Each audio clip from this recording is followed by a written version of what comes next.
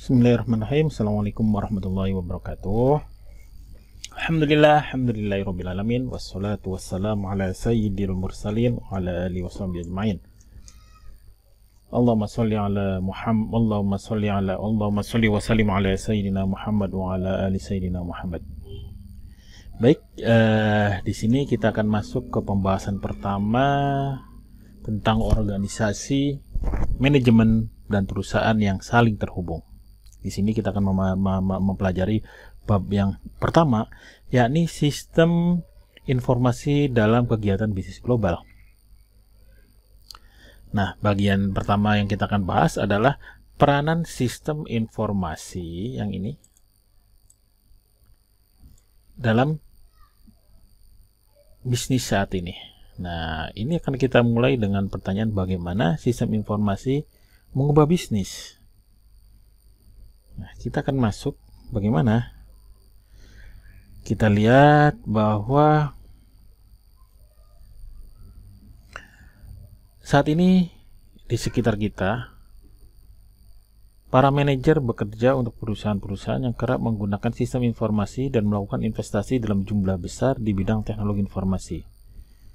Tentu, kita akan ingin tahu bagaimana menginvestasikan uang ini secara bijak. Jika kalian membuat keputusan-keputusan bijak, perusahaan kalian akan mengungguli pesaing. Jika Anda membuat perusahaan buruk, maka secara otomatis akan menyia-nyiakan modal dan akan menghilangkan loyalitas konsumen. Nah, sekarang kita lihat pertanyaan tadi, bagaimana sistem informasi mengubah bisnis. Kita lihat saat ini di sekitar kita, orang telah menggunakan perangkat telepon tanpa kabel yang dimulai pada tahun 2012. Jumlah telepon tanpa kabel atau smartphone lebih banyak daripada jumlah telepon konvensional yang terpasang. Di smartphone kita bisa memperoleh pesan singkat, email, konferensi online yang melibatkan lebih dari 2 orang dalam waktu yang bersamaan dalam jarak yang jauh pula. Oke. Berikutnya, walaupun ekonomi mengalami perlambatan, e-commerce atau perdagangan elektronik dan iklan internet terus berkembang seperti saat ini. Walaupun kita dihantam badai COVID, ekonomi lambat, tapi e-commerce terus bertumbuh. Nah, kita ketahui pendapatan iklan Google mencapai 36 miliar pada tahun 2011 dan iklan internet terus berkembang lebih dari 10% setiap tahunnya, mencapai lebih dari 39,5 miliar US dollar pada tahun 2012 dan tentunya akan terus berkembang. Nah, kita akan mengetahui hal baru apa saja yang terdapat dalam sistem informasi. Hal yang baru yang terdapat dalam sistem informasi adalah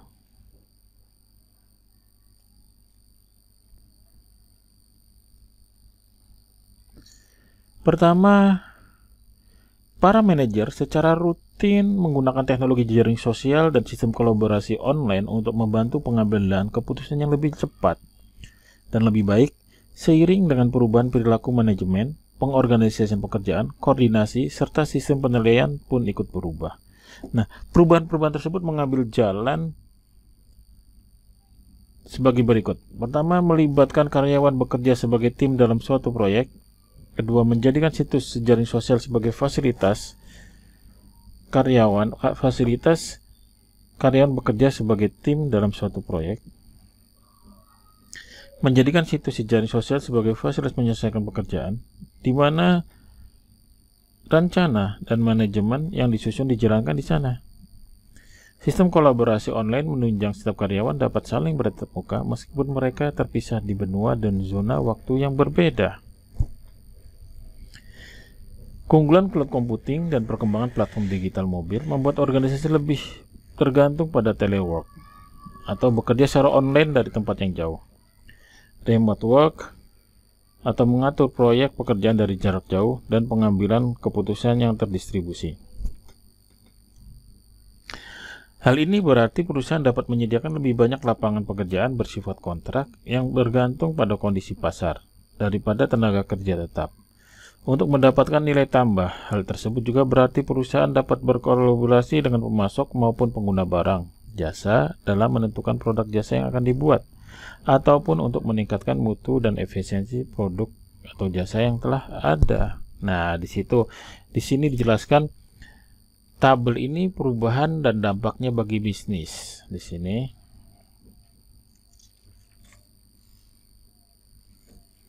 pertama, perubahan teknologi, yakni platform computing yang berkembang sebagai inovasi utama di bisnis. Nah, di sini semua teknologi yang digunakan saat ini berbasis dalam memajukan perusahaan yang saling terkait antara PC client dan PC server di perusahaan dengan menggunakan sistem SaaS atau Software as Service. Yang kedua adalah database berkapasitas besar, atau disebut dengan big data. Kita ketahui bahwa di big data itu dipengaruhi oleh besarnya volume data, besarnya volume traffic data, dan besarnya data yang dikirimkan, baik itu melalui message, email, ataupun dari hardware yang mempunyai sensoris, yang membutuhkan software untuk mengolah data yang diterimanya, seperti CCTV, GPS pada mobil dan motor. Berikutnya adalah perkembangan platform digital mobile menyaingi personal PC. Kita ketahui bahwa saat ini banyak smartphone, tablet yang diproduksi oleh Apple dengan iPhone-nya ataupun oleh Google dengan OS Android-nya. Itu dapat mengelola dan berbagai jumlah pekerjaan, dan tentunya kapasitas smartphone, tablet saat ini sudah menyamai dengan kapasitas notebook ataupun PC, dan tentunya ini pertumbuhan yang sangat pesat. Berikutnya pada sisi manajemen.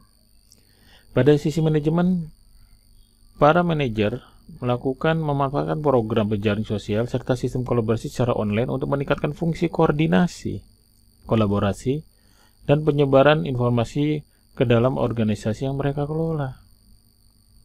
Nah, yang mereka kelola ini tentunya tidak terlepas dari teknologi, seperti teknologi yang dibuat oleh Google, seperti yang kita pakai ada Google Gmail, Google Classroom, Google Worksheet, dan yang lainnya, termasuk ada Google Sheets.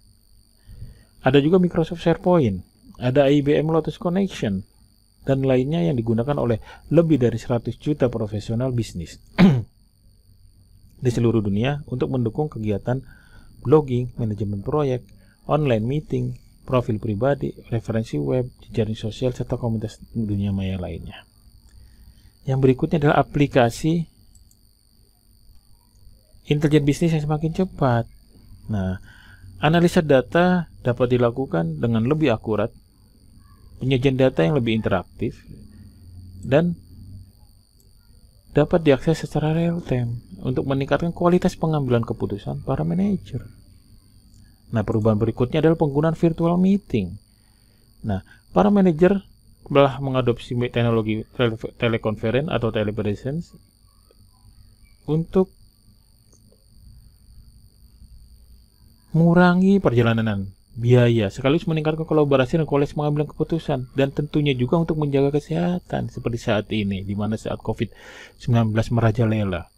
Dengan teknologi virtual meeting pada yang disediakan oleh platform Google, pada platform Zoom, pada platform Webex, atau pada platform Windows, Microsoft, itu sangat membantu.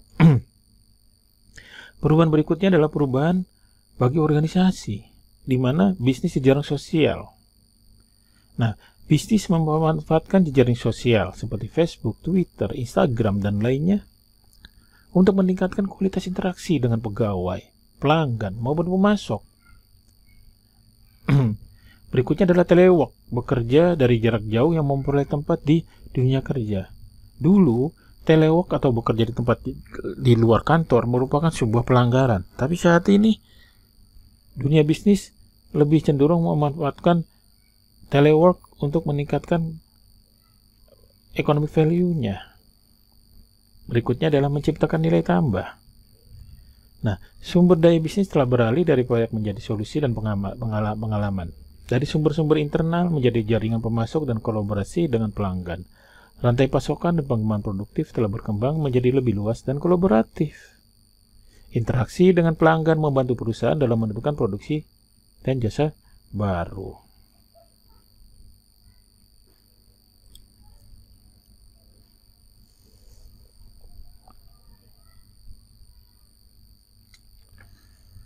Berikutnya adalah tantangan dan peluang dari globalisasi dunia yang datar. Nah, di sini kita ketahui bahwa pada tahun 1492, Columbus kembali menegaskan apa yang dikatakan oleh para ahli astronomi sejak lama, yakni bumi itu bulat dan laut aman untuk berlayar. Setelah hal tersebut terbukti, bumi kita dihuni oleh beragam suku bangsa dan bahasa yang terisolasi, serta hidup dengan kesenjangan dalam perkembangan ekonomi dan pengetahuan. Dunia perdagangan yang tercipta setelah pelayaran Columbus telah membawa manusia masuk ke peradaban yang lebih maju. Revolusi industri merupakan suatu fenomena dunia yang dijiwai oleh perluasan jalur dagang antar negara. Pada tahun 2005, seorang jurnalis bernama Thomas Friedman menulis buku yang sangat berpengaruh yang mendeklarasikan bahwa dunia saat ini telah datar. Yang artinya internet dan komunikasi secara global telah menghilangkan sebagian besar keuntungan ekonomis dan budaya terhadap negara berkembang. Friedman berpendapat Amerika dan negara-negara Eropa saat ini sedang berjuang demi kelangsungan hidup ekonominya, bersaing dalam cari pekerjaan, pangsa pasar, sumber daya, bahkan ide dengan kelompok masyarakat bergaji rendah dari negara-negara berkembang yang memiliki tingkat pendidikan dan motivasi yang tinggi. Kita lihat di Friedman 2007.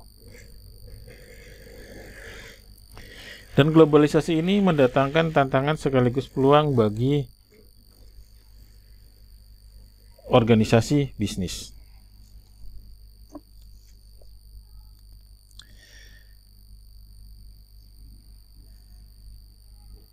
Di luar itu,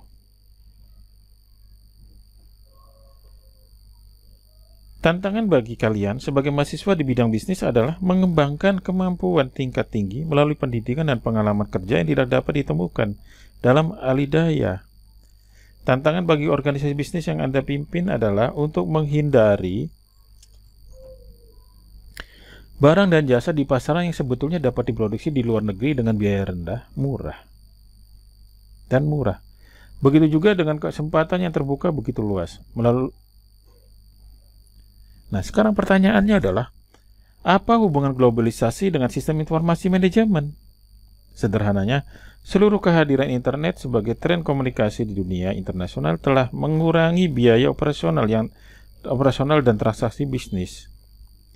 Secara global dan dramatis, komunikasi langsung secara virtual online antara pabrik di Shanghai, China, dan kantor pusat distribusi di Rapid Falls, South Dakota, Amerika, begitu mudah dan gratis.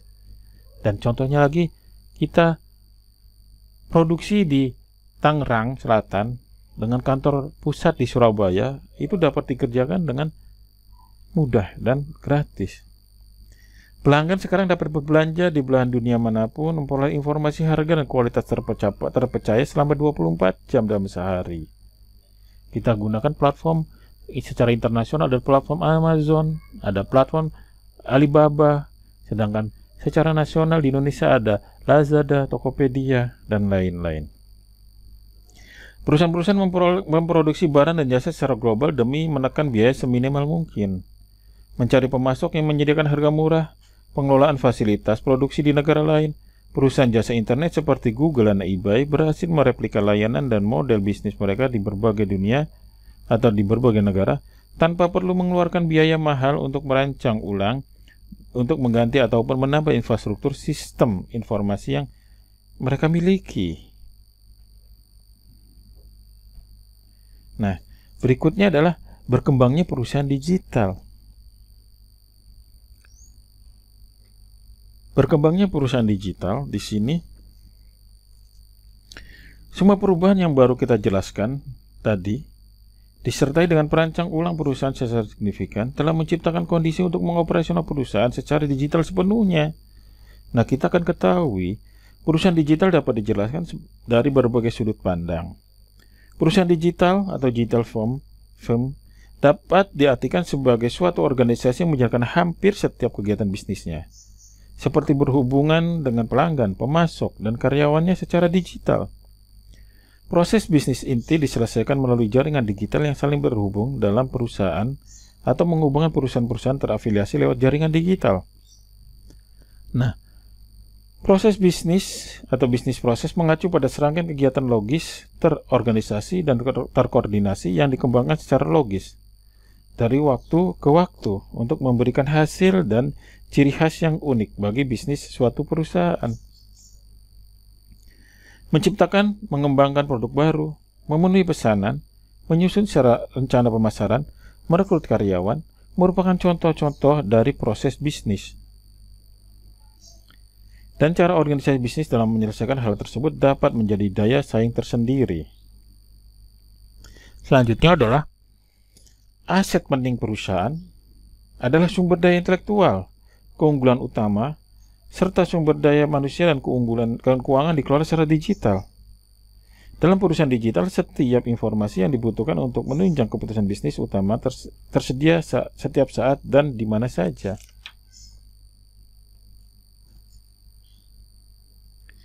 Nah, perusahaan-perusahaan digital menerima informasi dan bertindak lebih cepat ketimbang perusahaan tradisional, sehingga mereka memberikan fleksibilitas dan waktu lebih dalam menghadapi situasi darurat.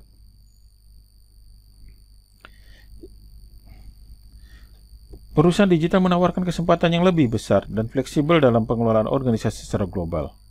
Pada perusahaan digital, pertukaran jam kerja atau time shifting dan pertukaran lokasi kerja atau space shifting adalah hal yang biasa. Pertukaran jam kerja mengacu pada kegiatan bisnis yang dilakukan secara terus-menerus selama 24 jam dalam 7 hari. Tidak terbatas pada kegiatan hari kerja dari pukul jam 9 sampai jam 5 sore, jam 9 pagi sampai jam 5 sore. Nah, pertukaran lokasi kerja berarti pekerjaan dapat berada di lingkungan kerja global sebagaimana pada tingkatan nasional.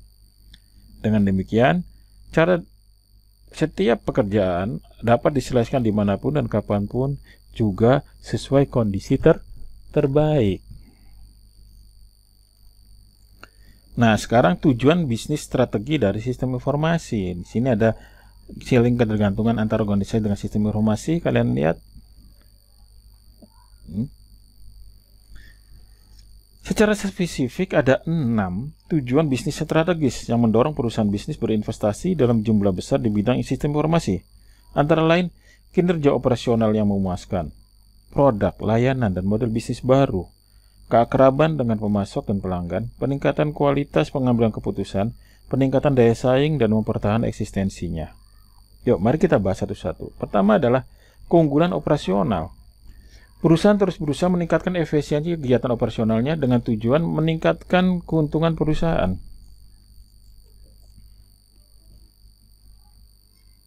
Teknologi dan sistem informasi adalah beberapa perangkat penting yang tersedia bagi manajer dalam mencapai efisiensi dan produktivitas dalam kegiatan operasional bisnisnya, apalagi jika disertai dengan perubahan gaya manajemen dan penerapan bisnis di lingkungan organisasi. Berikutnya adalah produk, layanan, dan model bisnis baru. Teknologi dan sistem informasi merupakan perangkat utama bagi perusahaan untuk menciptakan produk dan layanan baru. Hal demikian juga berlaku bagi model bisnis yang masih baru. Model bisnis atau bisnis model dapat diartikan sebagai cara perusahaan dalam memproduksi, mengirim, dan menjual produk ataupun jasa untuk memperoleh keuntungan. Berikutnya adalah hubungan pelanggan dan pemasok. Ketika bisnis memahami dan melayani pelanggannya dengan baik, umumnya pelanggan tersebut akan kembali datang dan berbelanja lebih banyak. Hal ini akan meningkatkan pendapatan dan laba. Demikian juga pemasok. Semakin sering bisnis berhubungan dengan pemasoknya, semakin baik input vital yang diberikan oleh pemasok tersebut. Hal ini akan menurunkan biaya. Bagaimana cara memahami pelanggan dan pemasok adalah masalah utama bagi bisnis yang memiliki jutaan pelanggan offline maupun online. Berikutnya adalah pengambilan keputusan yang semakin baik. Banyak pengelola bisnis melakukan kegiatan operasionalnya menggunakan sumber informasi yang membingungkan. Tidak pernah memperoleh informasi yang tepat pada waktu yang tepat untuk membuat keputusan yang tepat. Sebagai gantinya, para pengelola bisnis bergantung pada ramalan, perkiraan, dan lebih parah lagi pada keberuntungan. Hasilnya adalah produksi barang dan jasa yang diproduksi terlalu berlebihan atau kekurangan. Pengalokasian sumber daya yang tidak tepat sasaran dan respon yang lambat. Hasil-hasil yang buruk ini meningkatkan biaya dan mengakibatkan hilangnya pelanggan.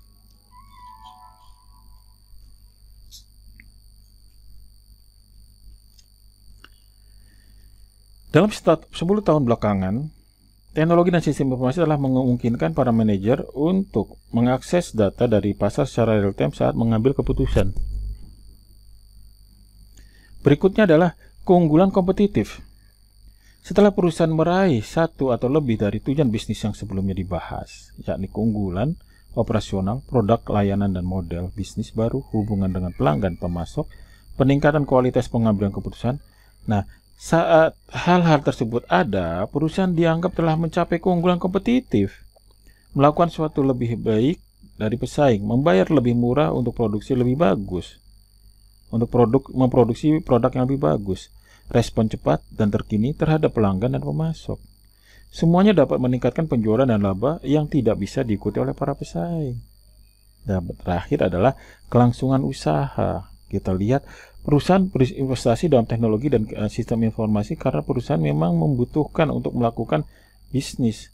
Kadang-kadang perusahaan tersebut didorong oleh kebutuhan dalam industri. Sebagaimana kita contohkan, pada tahun 1977, Citibank untuk pertama kalinya memperkenalkan anjungan tunai mandiri di New York untuk menarik pelanggan melalui pembayaran yang lebih praktis dan lebih baik. Pesaingnya didesak untuk menyediakan ATM untuk tetap bisa bersaing dengan Citibank. Dan saat ini semua bank di dunia menggunakan ATM dengan menggunakan baik jaringan Visa, Cires, Prima, kalau di Indonesia Prima, atau BI Fast atau lainnya. Baik, demikian sesi pertama, sesi saat ini. Kurang lebihnya saya mohon maaf. Akhirul kalam, wabillahi taufiq wal hidayah. Wassalamualaikum warahmatullahi wabarakatuh.